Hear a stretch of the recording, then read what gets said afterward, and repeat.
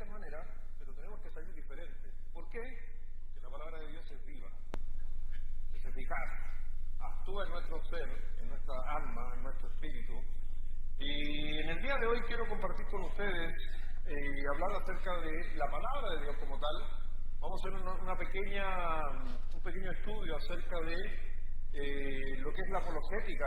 ¿Y por qué esto? Porque mañana, ¿qué comienza mañana? Empieza instituto.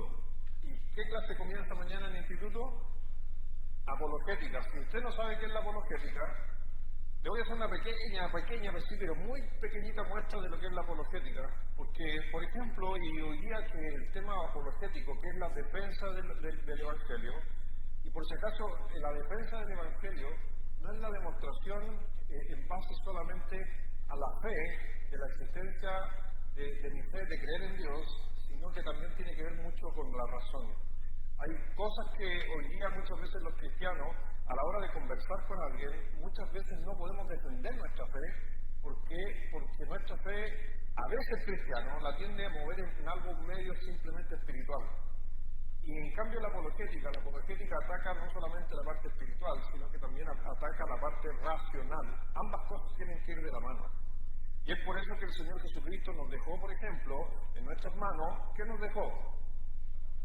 La palabra de Dios. ¿Y esto es la palabra de Dios? ¿Sí? Sí, es la palabra de Dios. Pero ¿cómo usted sabe que es la palabra de Dios? ¿Por qué? Porque está inspirada. Y ahí es cuando nosotros muchas veces hablamos de la Biblia, andamos con la Biblia de arriba abajo, la tenemos abierta en el Salmo 91 en nuestras casas, y pensamos que con eso es suficiente, y les voy a decir algo, que la palabra de Dios es mucho más que eso. Sabemos a través de la palabra de Dios, y yo le quiero hacer una pregunta, primeramente a usted, es ¿de dónde viene la palabra de Dios?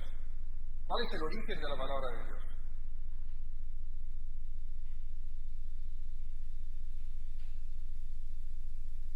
¿Usted está en una iglesia cristiana? ¿Bautista? ¿Amén? Ya. ¿Entiende por qué es necesaria la apologética? Porque a veces miramos la fe cristiana de una manera mucho más romántica de lo que muchas veces tiene que ser. Solamente hacerle una introducción. La Biblia, por si acaso, tenemos una Biblia escrita por 40 autores. Ya. Es el libro más, se podría decir, copiado en el mundo. Es el que abarca mayor época también en la historia. Este abarca 4.000 años, más o menos entre 3.500 y 4.000 años entre el primer escritor con el último escritor. Entonces vamos a estar viendo en esta noche un poquito acerca de este libro, de saber realmente que esta es la verdad. ¿Usted cree en la verdad absoluta o no cree en la verdad absoluta? ¿Usted cree en la verdad absoluta o no cree en la verdad absoluta? Porque hay términos que dicen por ahí que no existe, no hay verdad absoluta, pero dése cuenta que solamente el puro hecho de decir que no hay verdad absoluta es un absoluto. ¿Sí o no? Entonces se da cuenta de que no se conforma de la misma manera, pero yo les digo, yo creo que lo que tenemos en nuestra mano es la palabra de Dios. Y Jesucristo dijo en su palabra, yo soy el camino, la verdad, y si usted busca el versículo, el Señor está citando, lo ocupa con mayúscula, no con minúscula, hablando de una veracidad, sino que está diciendo que es mi verdad. Y es la verdad de Dios. Es un libro maravilloso escrito alrededor entre 38 a 42 autores, todavía no se ponen de acuerdo, pero por ahí anda la Biblia. Y vamos a estar viendo que en el Nuevo Testamento encontramos ¿cuántos libros? 27, y en el Antiguo Testamento 39. Y están escritos en un periodo, como les decía a ustedes, de hace más o menos 4.000 años en el uno y en el otro. Y no nos olvidemos que el Señor no quiere que solamente creamos solamente por fe, sino que también creamos por fe, pero también creamos racionalmente. Y es por eso que en Romanos capítulo 1, si lo quiere buscar en su Biblia, Romanos capítulo 1, versículo 20, sería bueno que tiraran el versículo. ¿Se puede tirar el versículo? Para que la gente nos vaya siguiendo.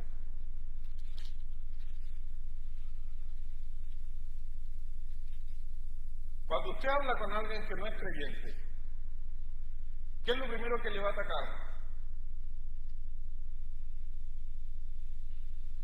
Por lo general, ¿qué es lo que primero una persona no creyente le va a atacar? No existe Dios, y ustedes le dicen sí, existe, y ¿a dónde se van a basar ustedes para decir que Dios existe? En la Biblia. Por eso una de las primeras cosas que siempre cualquier persona va a atacar va a ser la verdad. El Señor dijo que la enemistad la enemistad del mundo, justamente del mundo, es hacia Dios. Y por eso es que no son compatibles. Por eso es muy raro que alguien que no sea creyente, no estoy hablando de alguien que cree en Dios, de alguien que no cree en Dios, que crea en la Biblia. Todo lo contrario la va muchas veces a atacar, y a veces se pierde un poquito, hay que entender que la gente no cree en la Biblia, pero ¿sabía usted que este es el libro? Y me estoy saliendo de la Biblia, porque un día una persona me dijo a mí, me acuerdo, estábamos en Costa Rica, en un hotel, y llegó una persona a nuestro dormitorio, y donde dijo, usted es pastor, es bautista, yo sé que ustedes son buenos para debatir, ¿podríamos conversar? Él buscando a uno, por lo menos teníamos buen nombre, bautista, tenía algo de conocimiento, y él justamente me dijo, ¿usted me puede mostrar de Dios sin la Biblia? Sí, pues yo te puedo mostrar, hablar de Dios sin la Biblia. Pero hay dos cosas primero. Si miramos la Biblia como algo de fe, no la voy a ocupar. Pero ¿sabía usted que es el libro que tiene más historia en todo el mundo? ¿Usted sabe que las personas que son ateos inclusive pescan este libro para ver historias? Pero ¿por qué no miramos la Biblia como un libro de historia? ¿Es un libro de historia? Sí. Contiene historia, y historia verídica. Y es por eso que vamos a estar analizando esto, y a veces podemos salir extra bíblico, fuera de la Biblia, y encontrar otros escritores que no eran cristianos, que nos pudieron hablar de este hermoso libro. Dice en Romanos capítulo 1, versículo 20, dice, porque las cosas invisibles, las cosas que no vemos, tenemos que creerlas por fe, ¿cierto? ¿Amén? Dios no lo podemos ver. ¿Usted cree en Dios? Pero aún así Dios, sabiendo de que la fe es necesaria, el Señor dice en el versículo 20, porque las cosas invisibles de Él, su eterno poder y deidad, o sea, Dios mismo, se hacen claramente visibles desde que dice la creación, o sea, la creación del mundo, o sea, está hablando de cosas tangibles, siendo que dice entendida por medio de las cosas. Entonces, no es fe ciega. Cuando uno va a presentar el Evangelio, cuando uno va a presentar defensa de la palabra de Dios, no vamos con una fe ciega, porque si queremos presentar a Dios, dice bien claro ahí, su deidad y su poder son las cualidades de Dios, se hacen claramente visibles desde la creación del mundo, siendo entendidas por medio de las cosas hechas, tangibles. No es solo fe. Dice, de modo, por eso la gente, el Señor puso ese pasaje para decir a algunos, no, pero es que yo no he visto a Dios. Así que como no lo he visto, Dios no existe. Y el Señor dijo, no, yo existo y me voy a dar a conocer a través de lo que tú conoces. Y una de las cosas que conocemos, por si acaso, es la Biblia. Una de las cosas que tenemos en nuestra Biblia. ¿Usted ha escuchado hablar del canon de las Escrituras? ¿Por qué? ¿Cuántos libros tenemos en nuestra Biblia? 66. ¿Pero hay otras iglesias o otras versiones que tienen más libros? ¿Sí? ¿Hay otros que han modificado la Escritura? ¿Sí? ¿Hay grupos que ocupan partes de la Escritura? ¿Sí? Por ejemplo, la iglesia, o en este caso la religión judía, ocupa el Antiguo Testamento, no el Nuevo Testamento. Ocupa 39 libros. En su inicio ocupaban 5 libros, que era la Torá, el Pentateuco. Y así sucesivamente, pero en todas, a través de las cosas hechas, obviamente el Señor nos trajo a nosotros la respuesta. ¿Cuándo fue la última vez que se terminó de escribir la Biblia?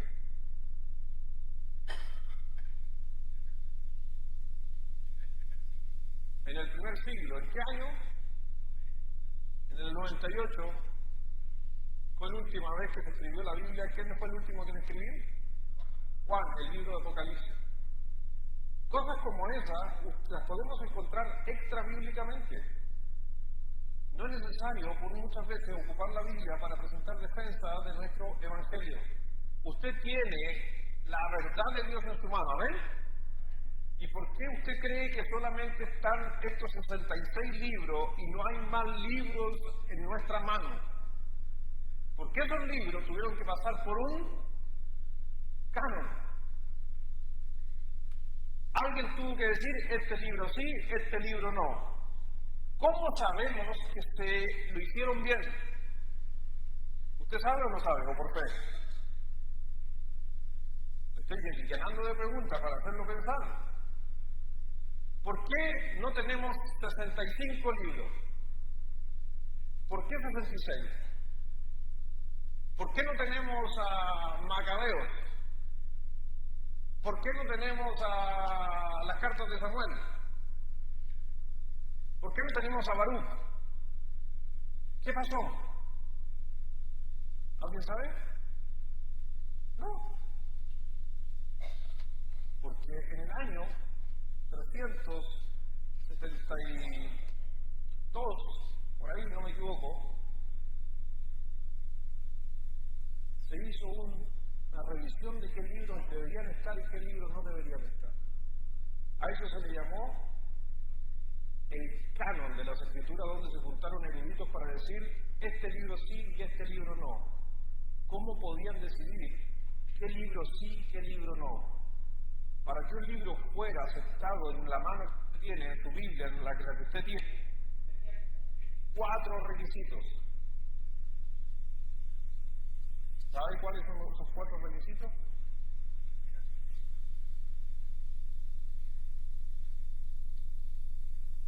Dígalo con fuerza, no importa si nos equivocamos todos. Vamos a orar, todo esto es introducción nomás. Así que nos podemos equivocar todavía, antes que oremos. Ahí después de oración pedimos perdón. Así que podemos equivocarnos. ¿Y cómo yo sé que he inspirado?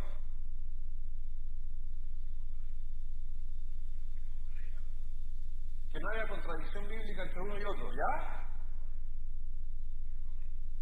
Errores que lo que mencionaba allá. Hay uno que es clave. Sin ese es imposible que un libro entre al Nuevo Testamento, en especial en el canon.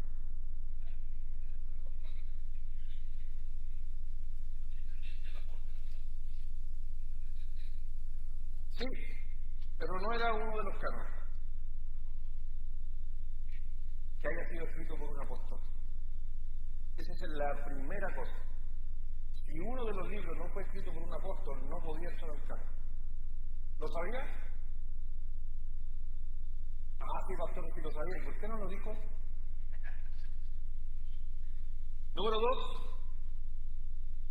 antes de orar, y 1, que sea escrito por un apóstol. Número 2, que sea aceptado universalmente por diferentes credos. La carta.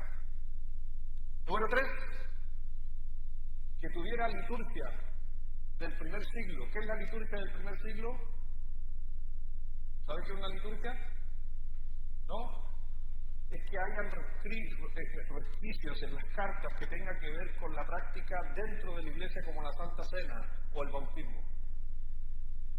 Y número 4, un mensaje que tiene que ver con lo que dijeron ustedes, consistente. No puede haber contradicción bíblica de un pasaje con otro pasaje, de un escritor con otro escritor. Cuando se hacía esta revisión, ahí se empezaron a sacar mucho de estos libros. Hay libros que son muy buenos como en base a historia, pero tienen errores. Si alguno ha leído, no sé, puede leer, por ejemplo, la infancia de Jesús, usted va a encontrar que hay relatos donde Jesús, cómo estaba con sus amigos, cómo se comportaba, qué comían, cómo era la población donde vivía el Señor Jesús. Hay muchos relatos de eso. Se presentaron en el canon y en el canon dijeron, no, esto no, porque contiene terror. Pero no quiere decir que esos libros no se puedan ocupar como historia. Y no inspiración. Historia. Sí. Pero fue más, porque hay varios cánones de las Escrituras. Primero hubo un canon de los 5 primeros libros, después hubo un canon del Antiguo Testamento y después hubo un canon del Nuevo Testamento. Hay 3 cánones, aunque nosotros la Iglesia Cristiana se rige por ¿cuál? Por el último, porque los de adelante tenían que ver con los canos judíos, no con los canos cristianos. Pero ahí apareció el libro de Enoc, que se ocupaba en el comienzo, pero después en su revisión en el canon de parte de la Iglesia de la religión judía, Enoc contenía algunos errores y fue sacado, por ejemplo, del Antiguo Testamento. Vamos a orar, ya nos pudimos equivocar, ahora nos vamos de lleno al estudio que tenemos en esta noche. Señor, gracias te damos, Padre, por este tiempo, gracias Dios por tu bondad, por tu cuidado, por cada cosa que haces por nosotros. Señor, te pedimos en esta hora que nos estés abriendo nuestra mente para poder comprender la palabra de Dios, el saber por qué creemos en nuestra Biblia. Sabemos que la fe es sumamente importante y tenemos nuestra fe puesta en ella, pero la fe es mucho más que eso también. La fe es presentar defensa acerca de lo que es tu Evangelio, de las grandes doctrinas que encontramos en ella. Ayúdanos, Señor, para ir ilumbrando lo que va a venir durante estas semanas, en los estudios, en el instituto, todo lo que se va a estar hablando de la apologética. Ayúdanos, Señor, para poder presentar defensa de la forma correcta. Gracias, mi Señor, por cada uno, por cada situación que mis hermanos están pasando, sea la que sea. Sabemos que tú estás en medio, tú estás acompañando, tú tienes el control. Ayúdanos, Señor, en esta noche. Bendice a cada uno, a los que están también siguiéndonos en línea, en el nombre de Jesús. Amén. Así que cuando vemos justamente en la palabra de Dios el tema de las Escrituras, necesario, necesitamos apologética. Apologética tiene que ver con una palabra en griego que significa defender las Escrituras. Y por si acaso la apologética, ¿sabe cuál es la ventaja que tiene la apologética? Que la apologética es estudiada por cristianos y no cristianos. No es algo solamente de cristianos. Hay mucha gente que empezó a estudiar la Biblia y a medida que empezó a estudiarla como alguien no cristiano, terminó muchas veces creyendo en la Biblia, porque la Biblia empezó a defenderse a sí misma. La Biblia se defiende a sí misma, la Biblia es su propio intérprete. Por eso muchas veces nosotros, aunque nos cuesta a veces entender la Biblia en su momento va enseñando y ayudándose a sí misma para que usted lo entienda. Es por eso que no vamos a encontrar errores en la Escritura, porque la misma Biblia va corrigiendo y ha ido corrigiendo a cada uno de nuestros conceptos a veces que tenemos de la Escritura. Nosotros, sí, como cristianos, aceptamos y creemos que los hombres que escribieron este texto fueron inspirados por Dios. ¿Usted cree eso, no? Nos dice cierto Timoteo, nos dice Hebreos también. Vamos al Hebreos, por ejemplo, capítulo 11, versículo 6. Porque no quiero que usted piense de que yo dejo afuera la fe. No puede usted dejar la fe afuera. No puede usted dejar la fe afuera. ¿Por qué no puede dejar la fe afuera usted? Porque Hebreos 11, versículo 6, ¿qué nos dice? ¿Está ahí? ¿Llegó ahí?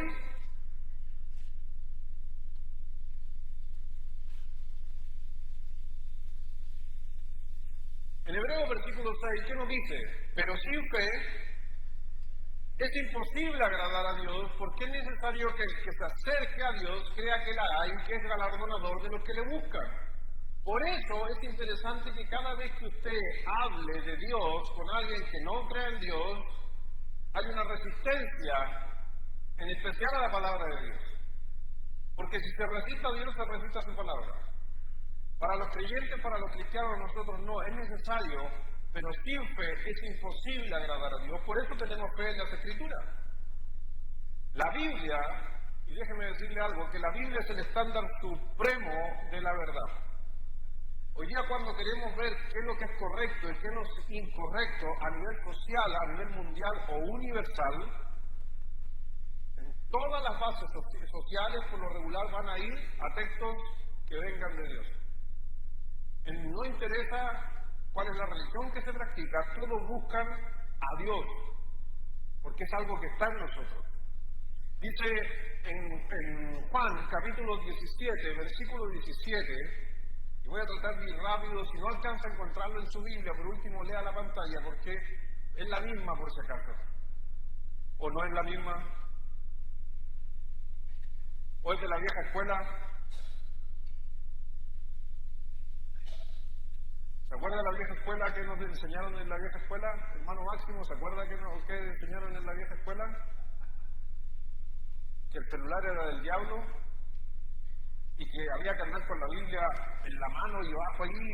Esa es la vieja escuela, yo soy de esa vieja escuela.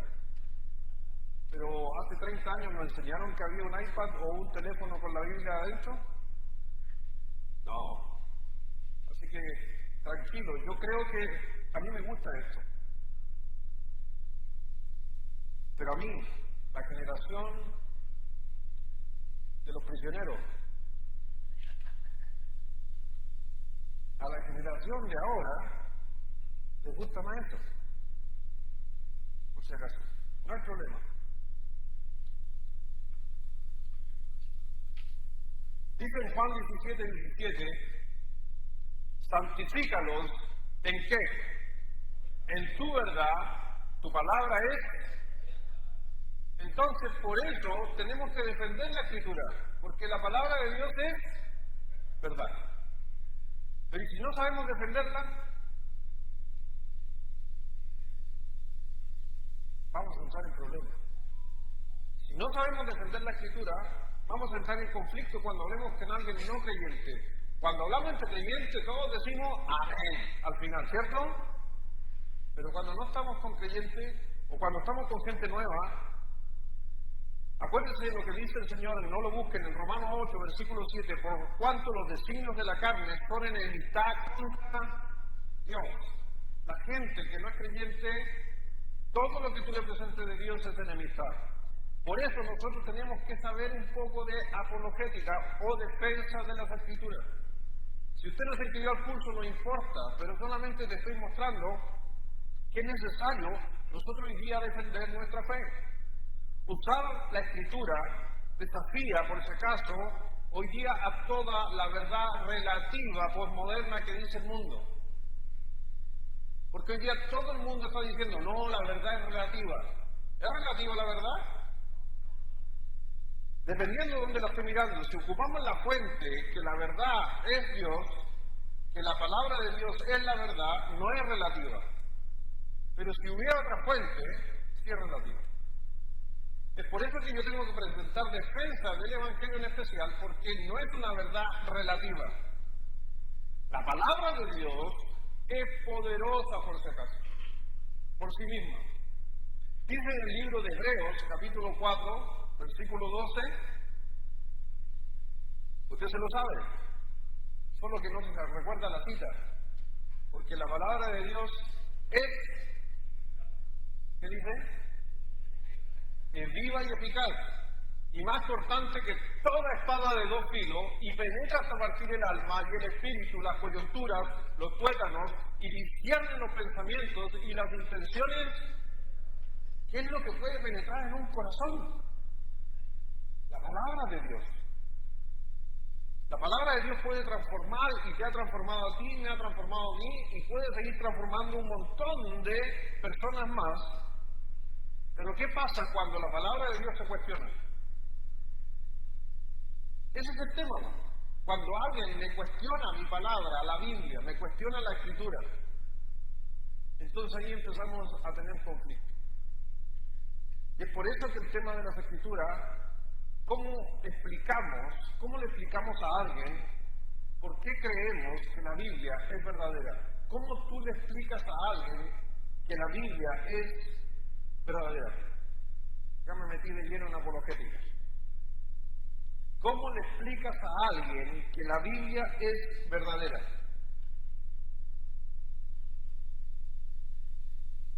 ¿Me pregunta? Dígame algo, hermano, no hay problema. Día miércoles se puede hablar. El otro viernes.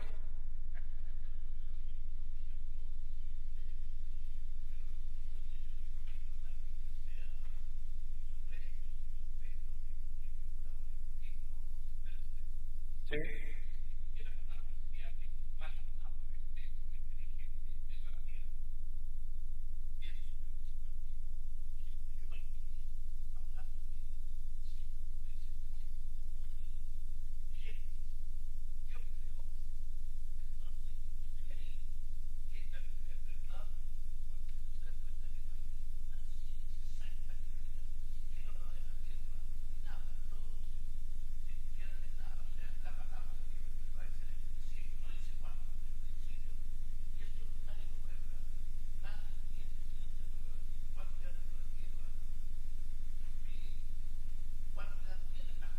¿Sí?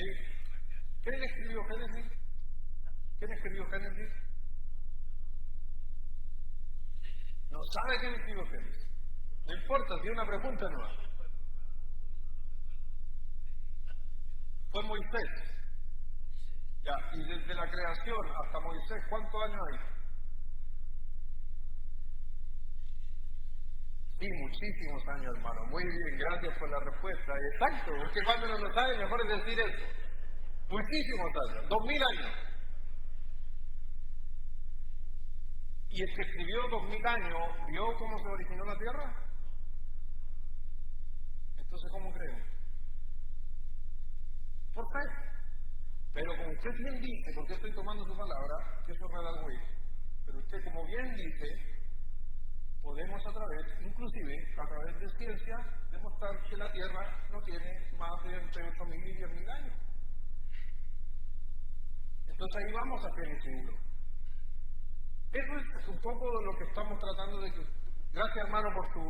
Esto no estaba preparado por si acaso. Ya, el hermano... Él ahí nos está contando cómo él lo haría. Pero yo les digo, tenemos que empezar a mirar justamente la defensa de la Escritura a veces con otra mirada.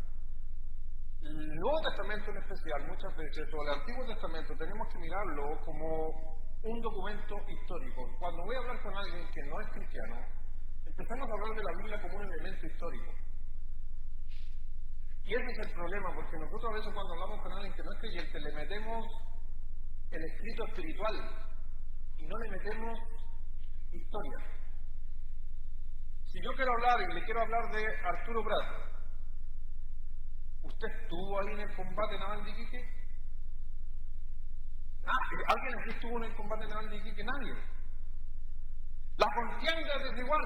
Nunca se... Y así nos enseñaron, ¿cierto? Los que son de otros países no saben de qué estoy hablando, no hay problema, hermano, no te preocupes. Vamos a ver, ¿verdad? Disculpen los que es de otro lugar, pero es un personaje histórico. Pero ¿por qué hablamos de Arturo Prat con tanta certeza y sabemos que murió arriando la bandera de nuestro país? Porque la historia lo dice, porque había testigos, porque en los diarios quedó escrito. Hubieron sobrevivientes que son testigos. Bueno, para que un libro sea de historia tiene que tener varios principios. La Biblia cumple esos principios. Otro tema apologético, podríamos hablar de la resurrección de Jesús. ¿O no? ¿Se puede comprobar la resurrección de Jesús? ¿O esto lo creo? Bueno, si leyéramos, por ejemplo, algunos historiadores como Plinio o como Flavio Josefo, que nació en el 34 a.C. y que no era cristiano, y nos habló de ese tal Jesús, estoy hablando de un personaje que no es cristiano, que era historiador y que escribió un montón de libros de historia, y entre esos libros escribió de Jesús. No estoy ocupando la Biblia, estoy hablando de un historiador del primer siglo. Entonces yo puedo demostrar a través de historia que hubo Jesús y que se habla de su resurrección. Sí, se puede. En Juan capítulo 6, versículo 10.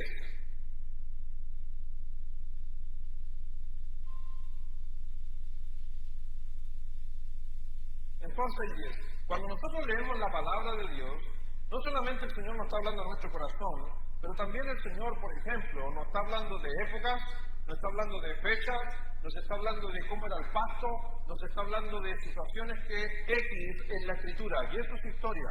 Entonces Jesús dijo, hacer recostar a la gente, y había que dice, mucha hierba. Entonces nosotros podríamos a través del término hecho, mucha hierba, y después relatar en qué época o en qué fecha el Señor hizo ese milagro, podríamos decir que es verdad ese milagro, porque era la fecha donde había mucha hierba.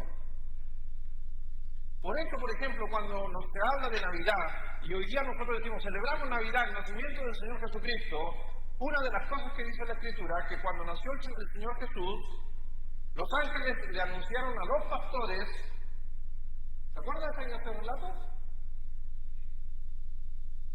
Y dice, porque había pastores en la región.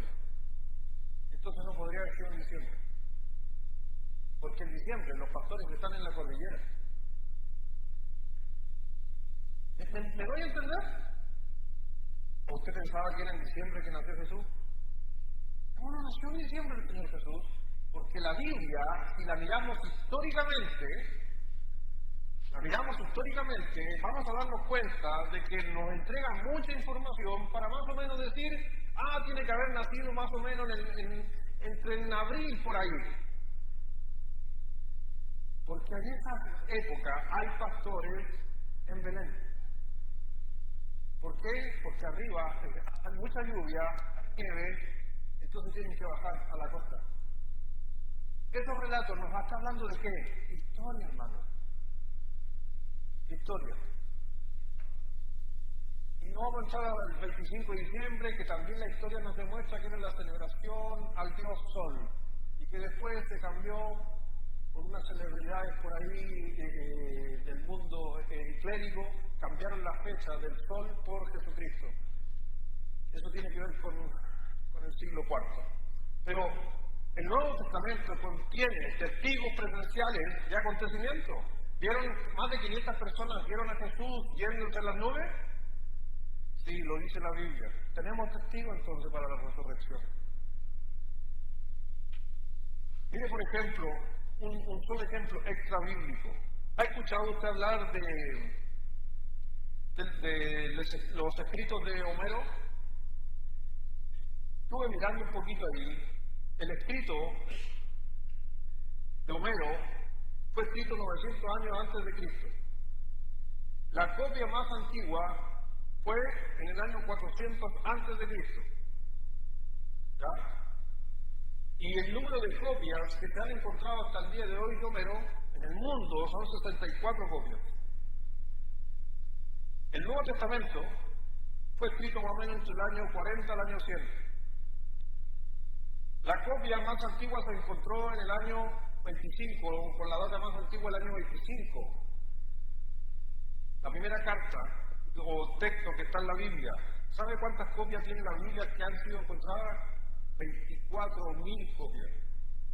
Solamente para que usted tenga una idea, que una novela, un escrito, solamente 24 copias, en muchos más años, y este tiene 24.000 copias. Hermano, dice un historiador que con la Biblia podríamos, o es el libro más completo de historia que se tiene hasta el día de hoy. Y no estoy hablando de Biblia, estoy hablando de historia. Por eso un historiador serio, uno serio, ¿sabe qué va a decir? ¿Que este libro qué es lo que es? Es un libro de historia. Un compendio de historia. Pero nosotros le metemos inmediatamente, adivine qué, como buenos cristianos. ¿Qué decimos? Es fe. Por ahí algo dijeron hace un momento, y una de las cosas que por qué tenemos un mensaje, por qué se ha vuelto justamente la palabra de Dios un hecho, se podría decir, de presentar defensa, no ocupando la Biblia, porque tiene un mensaje coherente, tiene obviamente un mensaje consistente y no se contradice, y lo dijeron por ahí, y es extremadamente confiable. ¿Sabe que un texto sea confiable? Para que un texto sea confiable, ¿sabe qué es lo que tiene que tener? En especial, fecha. ¿Y sabe qué es lo que dice la Biblia? Una de las cosas que más tiene. En el año tanto, en el mes tanto, en el mes de Nisan. Pero no lo miramos muchas veces la palabra de Dios de esta manera. Mire Deuteronomio, por favor, capítulo 30.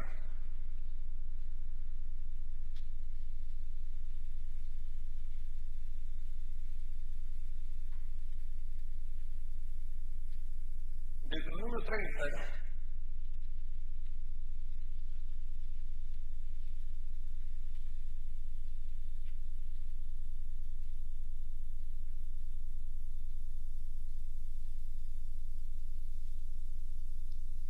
Cuando vemos la unidad del mensaje de la Biblia, no es innegable hoy día cuando se estudia la Escritura. La Biblia misma no se puede contradecir. No puedes leer, por si acaso la Biblia sin entender que Dios es el mismo durante toda la época. Yo he escuchado decir por ahí que en el Antiguo Testamento tenemos el Dios de los juicios y en el Nuevo Testamento tenemos el Dios de la gracia. Te digo algo, Dios ha sido siempre el Dios de la gracia desde el inicio. Y ha sido el Dios de los juicios desde el inicio hasta el final. No hay diferencia. En Deuteronomio 30, versículo 1 al 6, por ejemplo, dice: sucederá que cuando hubiere venido sobre ti todas estas cosas, la bendición y la maldición que he puesto delante de ti, y te arrepintieres en medio de todas las naciones donde te hubieres arrojado Jehová tu Dios, y te convirtieres a Jehová tu Dios, y obedecieres a su voz conforme a todo lo que yo te he mandado hoy, tú y tus hijos, con todo tu corazón y con toda tu alma, entonces Jehová hará volver a tus cautivos y tendrá misericordia de ti, y volverá a recoger de entre todos los pueblos donde te hubiere esparcido Jehová tu Dios. Aun cuando tus desterrados estuvieran en las partes más lejanas que hay debajo del cielo, de allí te recogerá Jehová Dios, y de allá te tomará. Y te hará volver Jehová tu Dios a tierra que heredaron tus padres, y será tuya, y te harán bien, y te multiplicarás más que a tus padres. Y circuncidará Jehová tu Dios tu corazón y el corazón de tu descendencia, para que ames a Jehová tu Dios con todo tu corazón, con toda tu alma, a fin de que, cuando usted ve este texto, ¿por qué puse este texto en un ejemplo? Este texto, de este mismo texto, yo puedo sacar mucha enseñanza del Nuevo Testamento. ¿Ha escuchado, por ejemplo, amarás al Señor con todo tu corazón y con toda tu alma en el Nuevo Testamento? ¿Y serás de bendición? ¿Y te daré nación? ¿Y que el Señor nos circuncidará o trabajará en nuestros corazones? ¿Que ese es el término? Dios es el mismo. Cuando miramos la Escritura, en el Antiguo Testamento como el Nuevo Testamento, algo que aprendí de mi pastor, que es capo por si acaso, es capo en teología también, él nos decía, y lo aprendí de muy jovencito, en el Antiguo Testamento está el Nuevo Testamento escondido, y en el Nuevo Testamento está el Antiguo revelado. Eso fue la primera cosa que aprendí en teología que me enseñó él. Cuando yo voy al Antiguo Testamento, está el Antiguo, que está el Nuevo escondido. Por eso no sé por qué muchos creyentes, inclusive creyentes, quieren separar la Biblia, decir Nuevo Testamento es para nosotros y el Antiguo Testamento no es para nosotros. Lo que pasa es que hay que separar las cosas. ¿Usted cree en los 10 mandamientos? ¿Sí o no? ¿Guarda el sábado? ¿Cómo se me dijo que cree en los 10 mandamientos?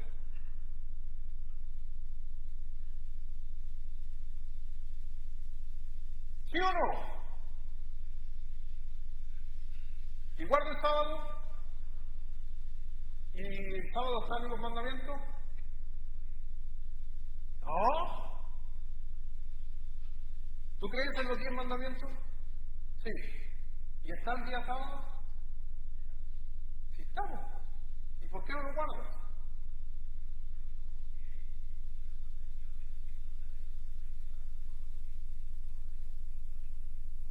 Lo que pasa es que ahí está el tema. Cuando nosotros justamente, gracias a Gino, hacemos esa salvedad, hay que entender, tenemos los 10 mandamientos, pero dentro de los 10 mandamientos están tanto mandamientos ceremoniales como mandamientos morales.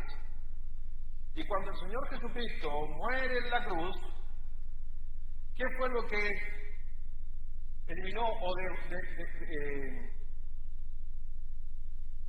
ahí cuando dice, yo no vengo a abrogar, sino vengo a cumplir? Sí, los ceremoniales tenían que cumplirlo, pero los morales tenían que permanecer. ¿Cuál es uno de los morales? No matarás. ¿Ha cambiado no matarás del antiguo hasta el nuevo? No, pero guardarás el día sábado. Ese cambió en el Nuevo Testamento. ¿Por qué? Porque era ceremonial, no era moral. ¿Te hace mejor estar un sábado o no en la iglesia? No, es moral, que haya ceremonial. Y el pueblo judío cuidaba más la ceremonia que lo moral. Si tú llegabas a mi casa el día sábado, después de haber caminado 2 días sin comer. Lo dije el otro día, no me acuerdo cómo, lo expliqué a alguien. Yo te podía hacer comida, prender fuego, calentar y darte alimento. ¿Por qué no? Porque la ley ceremonial lo prohibía. Entonces tú podías morir de hambre. Ahora, ¿era moralmente correcto?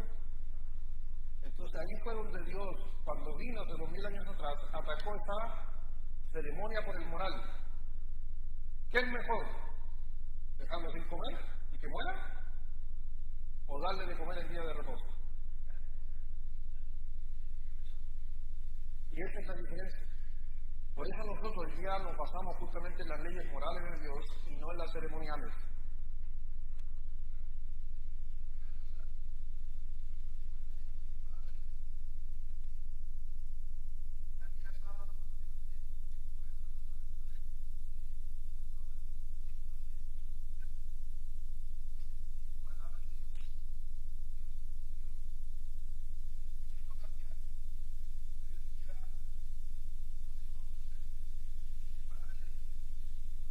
Sí, lo que pasa, más o menos para que ustedes entiendan, cuando Dios establece las leyes ceremoniales, como el día sábado, la estableció por una función que era la moral sobre lo ceremonial, era importante. ¿La ceremonia es importante? Sí, pero la moral es mayor, por el amor que está dentro de la moral. El problema fue que el pueblo judío le dio prioridad a lo ceremonial y dejó de lado lo moral. Entonces, ¿el pueblo de Israel podría haberse congregado otro día?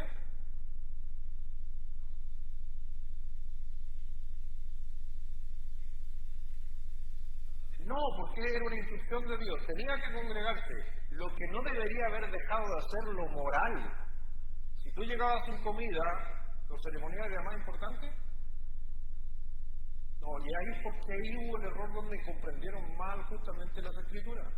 Cuando el Señor a nosotros en el Nuevo Testamento nos dice, si viene alguien con frío, y yo digo, voy a orar por ti en el nombre del Señor, que el Señor te caliente y te abrigue. ¿Qué dijo el Señor a través del apóstol? No, déjate andar orando y abrígalo. Nuevamente, cuidado con caer en el lado ceremonial y dejar lo moral de lado.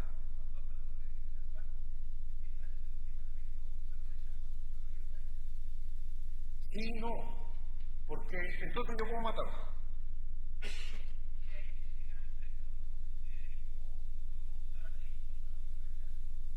No, acuérdense lo que les acabo de decir. El Antiguo Testamento está el Nuevo Testamento escondido.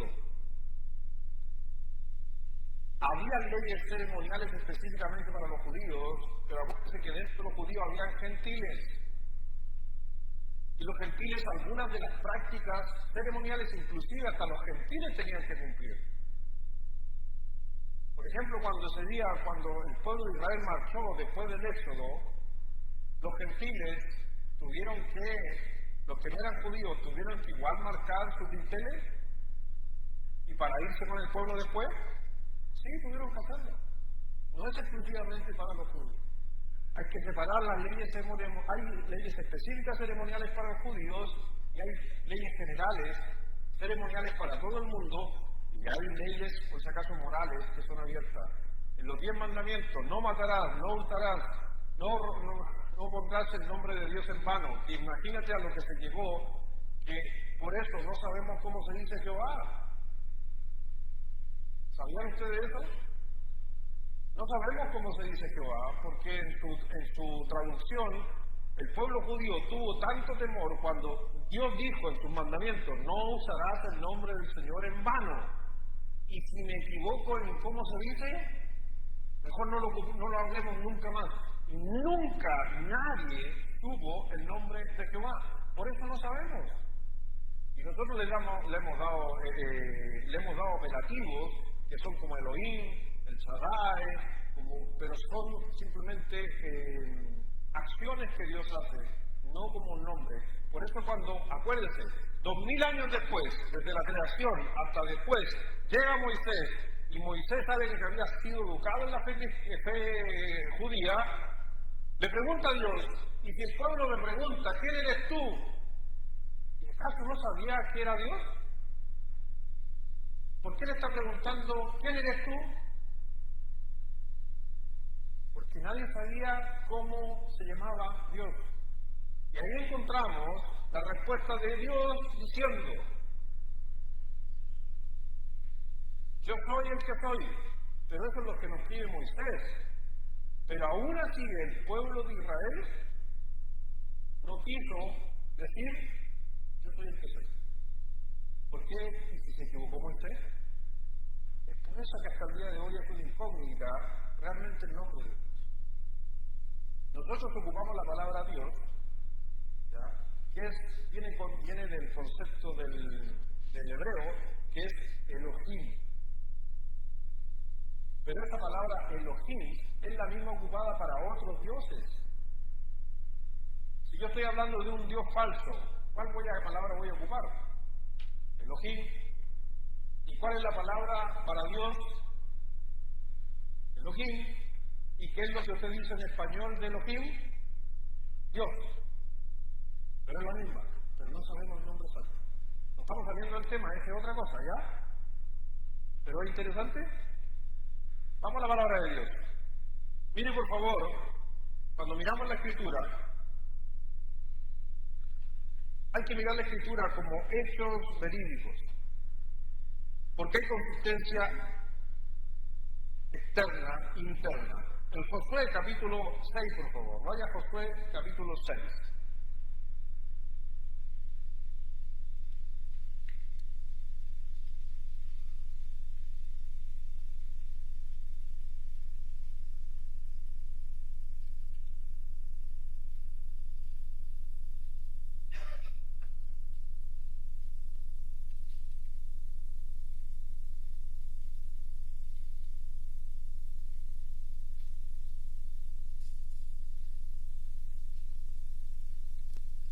Cuando hablamos de evidencia externa, si hablamos de evidencia externa, ¿hay mucha evidencia externa o poca?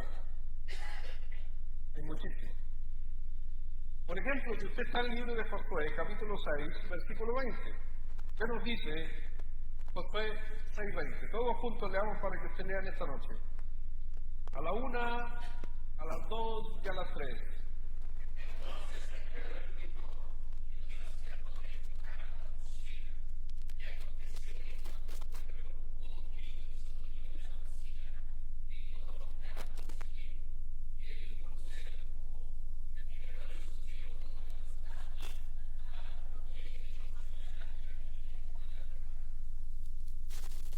Cuando usted mira eso, que es la historia de los muros caídos de Jericó, ¿cierto? Entonces el pueblo gritó y los sacerdotes tocaron las bocinas, y aconteció que cuando el pueblo hubo oído el sonido de las bocinas, gritó con gran vocerío y el muro se derrumbó. Y el pueblo subió luego a la ciudad, y cada uno derecho hacia adelante, y lo tomaron. Cuando uno mira la historia, en el año 1930, aquí estoy yendo a cosas externas. En el año 1930, un arqueólogo descubrió unos muros y empezaron a investigar. Lo especial que tenían estos muros es que todo el muro de la ciudad estaba caído hacia adentro. Cuando un muro se cae, pero un muro aplastado completo, es que tuvo que haber algo de afuera hacia adentro, que cayeron todos. Y al final, en el año 1930, se descubre definitivamente que eran los muros de Jericó. ¿Se desmintió? No. ¿Se puede decir que no es? No. En otras palabras, ¿quién tenía la razón? La Biblia. Si usted va a mi oficina, y le invito cuando quiera vaya a mi oficina, entren, algunos días ya agarran un vuelo y entran, se toman un café, ya están a otro nivel ya.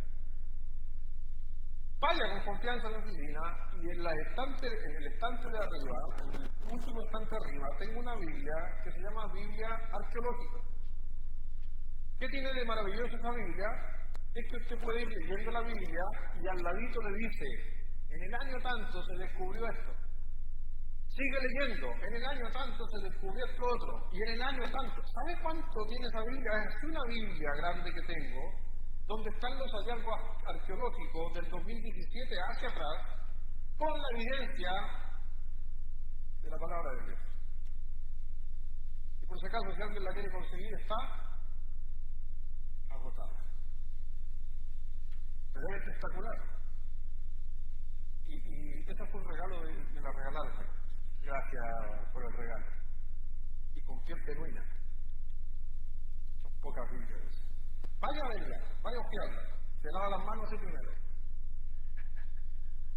Por eso les digo yo, cuando miramos esto, se han encontrado muchos hallazgos arqueológicos acerca del Señor Jesucristo, que hay una Biblia arqueológica. Estoy hablando de apologética y estoy hablando de defensa de la Escritura, de cosas externas, no de cosas, por si acaso, solamente de fe. Hay grandes escritores que nos hablan justamente de cosas apologéticas. ¿Ha escuchado hablar de C.S. Lewis? ¿No ha escuchado hablar de él? C.S. Lewis, un gran apologista. ¿Y sabe quién es? Pero usted ha escuchado sus libros, o las películas del libro. ¿Ha escuchado hablar de Narnia? ¿Ha escuchado hablar de las películas? ¿Del león? ¿Y usted sabe que el león es Jesús? Porque el escritor de Narnia es cristiano y es un gran apologista. Y es por eso que el león resucita. ¿No ha visto usted la película? ¿No han visto la crónica de Narnia?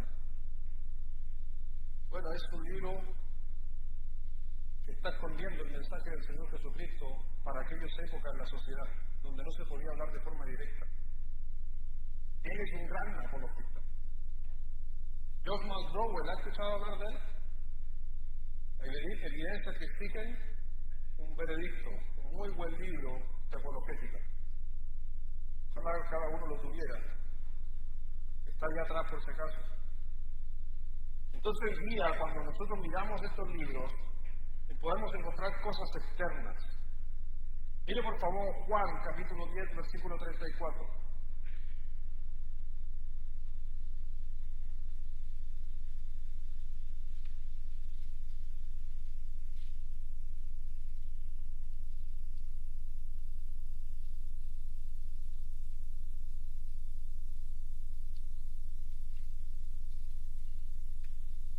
Juan 10, versículo 34.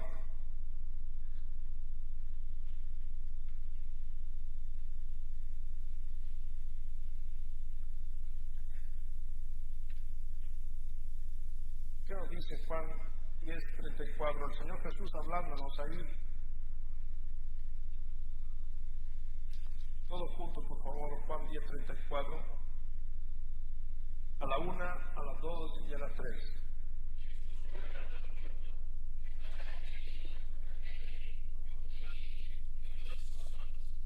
Cuando el Señor estaba hablando justamente con estos hombres,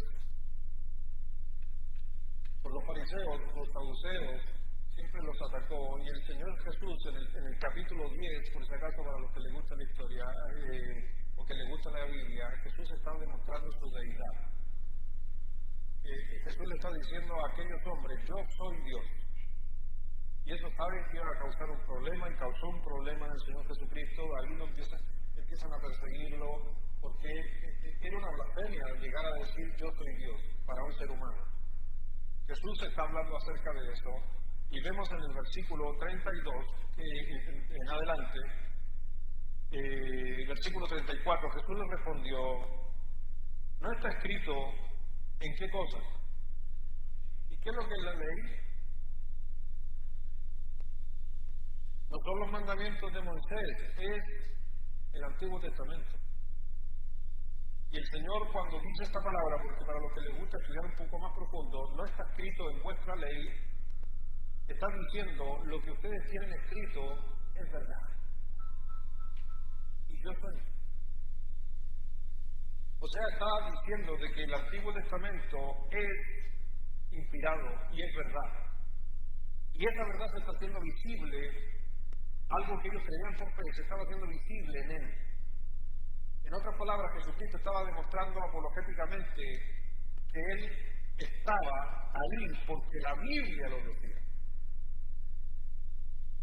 Entonces fue una oportunidad para Jesús para justamente demostrar que la Escritura siempre debe ser defendida. Es lo que más tenemos que aprender a defender, la Escritura. Jesús establece un patrón en Mateo 19 que se repite en todo el Evangelio cuando siempre Jesús decía, la Escritura dice. ¿Se acuerda cuando Jesús es tentado por Satanás? ¿Qué dijo? Escrito está. ¿Dónde estaba escrito? En el Antiguo Testamento. ¿Ya? Entonces, para que ustedes sepan que era un escrito que ya se leía, y cuando en el Nuevo Testamento se mencionan las Escrituras, esto es para como dato, se está refiriendo a la Septuaginta. ¿Qué es la Septuaginta? Es una Biblia que fue traducida del hebreo al griego en el año 242, si no me equivoco, o 252 antes de Cristo. Porque había una biblioteca en Egipto, la más grande del mundo en su momento. Si ustedes la han escuchado hablar como la Biblioteca de Alejandría, y que a propósito, la Biblioteca de Alejandría tiene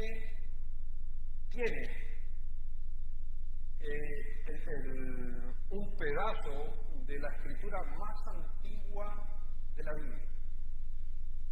Es copia, no es original, pero es la más antigua. La tiene la Biblioteca de Alejandría. Pero resulta que en esa biblioteca, en aquellos años 252 antes de Cristo, dijeron, tenemos todos los libros habidos por haber, pero no tenemos una Biblia en griego, del Antiguo Testamento. ¿Qué hicieron? Buscaron a 72 eruditos traductores de la Biblia.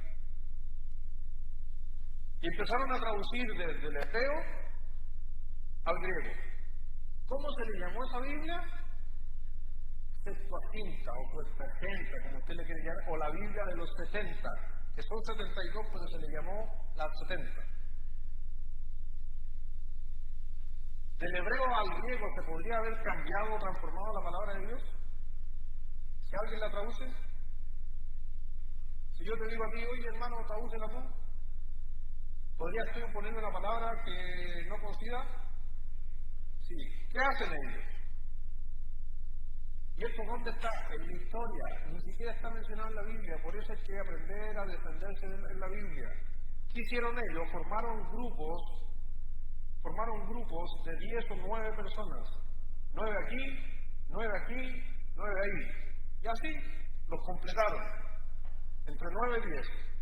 Y a estos les pasaron en hebreo, en hebreo, en hebreo, en hebreo.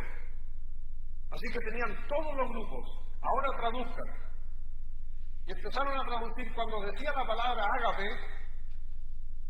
Por ejemplo, en el griego es ágape, en el hebreo otra palabra que es amor. Entonces este escribió amor sacrificial, amor sacrificial, amor sacrificial. Y así hasta el último escribe amor filial. Por ejemplo, 8 grupos escribieron amor filial, amor ágape. El último grupo escribió amor filial. ¿Cuál quedó? La mayoría. Y así se estableció la Biblia en griego. ¿Qué tiene de especial la Biblia en griego? ¿Qué es la Biblia que usted tiene en la mano? ¿Por qué? Porque del griego se pasó al español.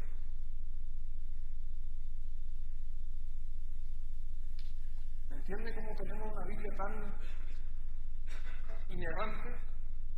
En Juan 7, versículo 16.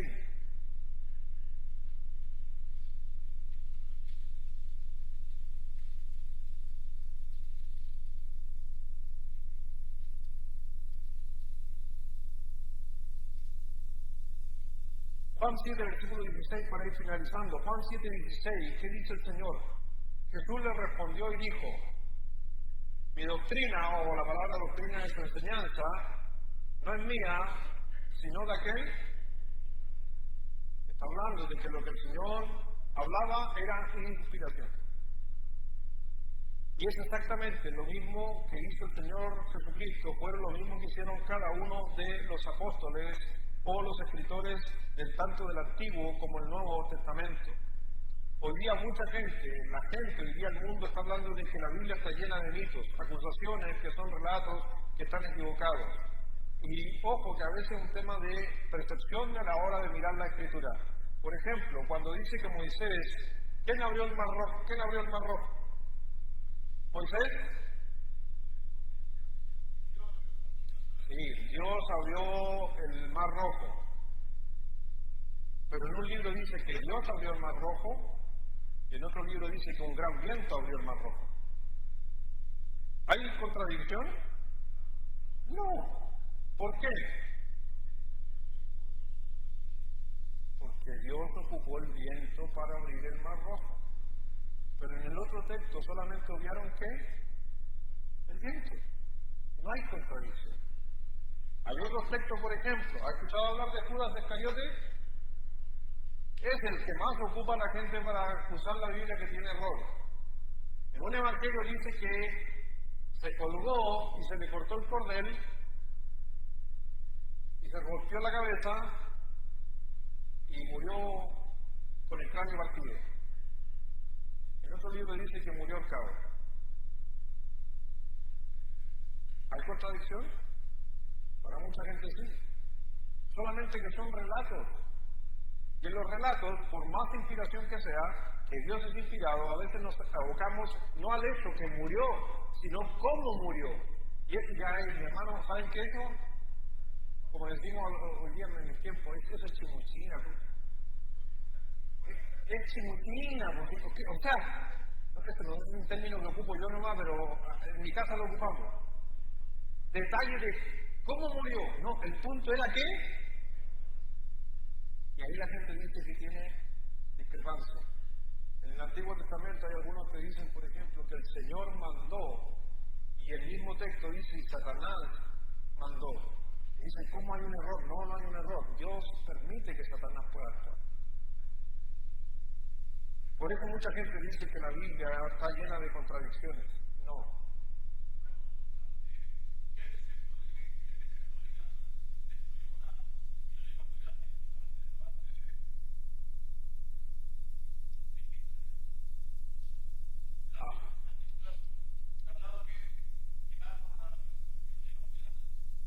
Ahí sí que, hermano, estoy.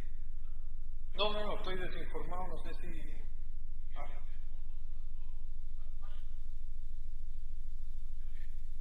Vamos a. Lo voy a buscar. Para no entrar, no he escuchado de un incendio. La biblioteca de Alejandría sí, por si acaso sufrió un incendio y fue devastada por completo. Después se volvió a restaurar, pero no creo que sea la misma. Pero vamos a preguntar. Así que mi hermano, como cristiano, muchas veces nosotros nos rendimos a la verdad de Dios. Creemos en la Biblia, andamos con una Biblia, leemos la Biblia, pero muchas veces nos cuesta explicar acerca de lo que la Biblia justamente, o presentar defensa de ella cuando estoy hablando con alguien que no conoce del Evangelio. A veces surgen preguntas que ni yo, por si acaso, ni alguno de ustedes quizás podríamos responder, porque hasta el día de hoy hay muchas cosas que en la Biblia no nos dejó claro. Y hay algunos espacios abiertos ahí. Por eso, cuando gente me pregunta, mi pastor, y en Apocalipsis, ¿qué va a pasar? Yo te digo, yo no estuve ahí. Como diría, ¿tuviste ahí? Decía el flaco, ¿te acuerdas antiguamente? ¿Tuviste ahí? No, no estaba ahí, yo no estoy ahí. Entonces cuando tú dices, pastor, pero es que mira, de su boca sale una espada. Entonces usted cuando mira Apocalipsis piensa que de la boca sale una espada de Jesús. Yo no. Tengo otra interpretación para eso. Pero eso tampoco me desgasto yo a descubrir si es una espada o no una espada. Por eso no asumamos muchas veces cosas de la Escritura, porque la Biblia es su propio intérprete. Y si la Biblia en algún área no se interpreta, le digo algo, he aprendido con los años, es por alguna razón. Porque Dios dice que escondió cosas hacia nosotros. nosotros por la curiosidad, que es algo del pecado, producto del pecado, andamos muchas veces investigando cosas o perdiendo el tiempo en cosas que no son relevantes. Por eso no discutamos como que si la Biblia no es o no es, hermano. Primero tenemos que creer algo. ¿Cómo usted va a defender algo que no cree? Primero aprenda de la Biblia. Aprenda cosas extra bíblicas. Aprenda un poco de historia de la Biblia para poder presentar defensa de la Escritura. Porque hoy día hay muchas cosas de la Escritura, de la misma Biblia, que la gente, y yo le digo, yo soy de esa generación, porque yo sé que aquí de repente hay gente que me reta y dice, pastor, ¿y para qué dice estas cosas? Porque estamos en otra época. Hoy día todo lo que yo diga, usted lo puede googlear y lo puede encontrar. ¿Sí o no? Fácil, ¿no? Biblioteca Alejandría, la Septuaginta, los 62. Y usted lo puede googlear y encontrar. Usted puede buscar una palabra en griego y le sale qué significa la palabra en griego. Entonces hoy día es mucho más dinámico el poder aprender de la palabra de Dios. Pero hace años atrás no teníamos ese dinamismo. Y en ese dinamismo teníamos que creer por fe. Como yo. Yo soy de esa generación, donde mi pastor me decía, a ver qué me decía el pastor, ágape es amor. ¿Quién era el único que tenía un diccionario griego? Él nomás, pues yo, por fe nomás. ¿Yo qué decía al final? Amén. Como decía Charles Stanley, ¿ubican a Charles Stanley? Uno de los grandes escritores y pastores de teología. Él tiene una frase muy buena. Dijo, decía Charles Stanley, miro lo que predicaba hace 20 años atrás y me da vergüenza lo que enseñaba. Interesante análisis. Porque Stanley, ¿qué quiere decir? Que enseñaba cosas que a él le enseñaron, que hoy día a través de hallazgos y historia había una contradicción. Pero no de la Biblia, de lo que él enseñaba. Por ejemplo, ¿quiere un ejemplo y nos vamos para la casa? ¿Alguien tiene hambre? ¿Alguien tiene frío? Para que se anime y me escuche la última parte, le tenemos de regalo en esta noche a cada uno de ustedes, el que quiera, el que voluntario, un plato con consomé. ¿Vale la pena la espera? Así que cuando termine, vaya a la cocina allá atrás, ¿cierto, Martita? ¿Usted es cocinera? ¿Usted hizo el consomé? ¿Ven? Y Martita me dijo, pastor, para todos los que se quieran quedar un ratito a su explicación, le vamos a dar consomé, el resto que no. Listo. Ya. Cerré mi Biblia para que no. Cuando nosotros, a nivel teológico, o uno, estudia la Escritura, se va empapando, va estudiando y va estudiando. Hay un versículo que dice por ahí, que no lo malinterpreten, dice que la mucha letra mata. A veces sí. Hay veces que he perdido horas estudiando un pasaje de la Escritura para encontrarle la quinta pata al gato, como alguien dijo, que no vale la pena. Hay otras veces que sí vale mucho la pena. Hay veces que a lo mejor rajaría la Escritura porque algo dijo un pastor o dijo alguien, y hoy día ya no rajo de Escritura. Yo soy de la generación que me dijeron que la Reina Valera era la Biblia inspirada por Dios. Hoy día que ya tengo años de recorrido, la Reina Valera es una traducción de la Biblia inspirada por Dios. ¿Me doy a entender? ¿Por qué? Porque también tengo otra Biblia de la Reina Valera contemporánea, que es de la misma empresa, pero con otro lenguaje. Es la palabra de Dios. Cuando veo, por ejemplo, en Timoteo, y dice, Aviva el fuego, lo dije el otro día, aviva el fuego del don de Dios que fue impuesto en ti por imposición de mano.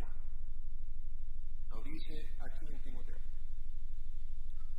Cuando voy a los textos originales, dice, aviva el don que está en ti por imposición de mano.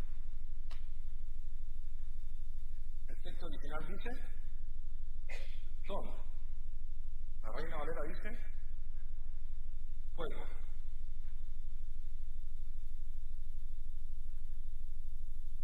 Y mi pastor me dijo que el que le ponga una jota o una tilde añade algo. ¿Y añadieron fuego? ¿Entonces no es correcta la Biblia? No es correcto, no es que esté mal, solamente que el sentido que se le dio es un sentido para que nosotros entendiéramos más complejo lo que se estaba diciendo. Y no tan superficial como dice, aviva el don que está en ti. Esto lo he aprendido con los años, y esto que estoy mencionando lo estoy diciendo un día miércoles, porque el día miércoles por lo regular vienen los más maduros y estoy tirando flores a ustedes. Entonces usted no va a rajar de fibra, ¿cierto? No, porque ojo, la palabra de Dios se escribe en los corazones, no aquí. Nos dice el texto que sabe cuál va a ser una de las evidencias máximas cuando Cristo venga, cuando usted va a llegar un día que usted no va a necesitar más esto. Algunos dicen, pero la palabra de Dios es para siempre. Sí, la palabra de Dios. ¿Y qué dice el escrito? Que va a estar grabada en vuestro corazón, en vuestra mente, no en un papel. Entonces un día no vamos a tener el papel, lo vamos a tener aquí. Y va a ser la palabra, esta sí va a ser la real, porque esta es una traducción solamente. Vamos a ver. Padre, gracias a Dios te damos, gracias mi Señor por santa palabra, que realmente es importante. Creo en que la palabra de Dios es inspirada por ti. Pero Dios, danos a nosotros la capacidad, el entendimiento para poder presentar defensa de ella en cada nivel que nosotros vamos conociendo de la Escritura, podemos hablarle a algunas personas. Pero ayúdanos también, Señor, a abrir nuestra mente a que no solamente en la fe, sino que también dijiste en Romanos 1 que tu poder y tu deidad se hacen claramente visibles a través de lo que conocemos. Ayúdanos, Señor, a cada uno y a mis hermanos que están aquí presentes, a que puedan darse cuenta de que en esta noche solamente hemos visto una pincelada de temas apologéticos concernientes a la Biblia, y que podemos seguir aprendiendo más y mucho más acerca de Dios, acerca de su Trinidad, acerca de la resurrección, y podemos presentarle defensa a cualquier persona que nos pregunte por ella. Bendícenos, Señor, y realmente yo soy un creyente por fe, pero también soy un creyente no solamente a ciegas, sino que soy un creyente porque veo hechos, veo historia, veo filosofía en el mundo, veo cosmovisión, que son cosas, son leyes que hoy día están en el mundo y que sin ni siquiera ocupar la Escritura podríamos demostrar la existencia de nuestro Señor. Bendice Dios en los corazones de mis hermanos y saber, Dios, que no solamente es creer en cosas simplemente humanas o temas humanos, sino que también hay que dedicarle tiempo a la teología de Dios, a saber mucho más de Dios, de su Escritura, de la palabra inspirada. Ayúdanos, Señor, y bendice a cada uno. En el nombre de Jesús. Amén.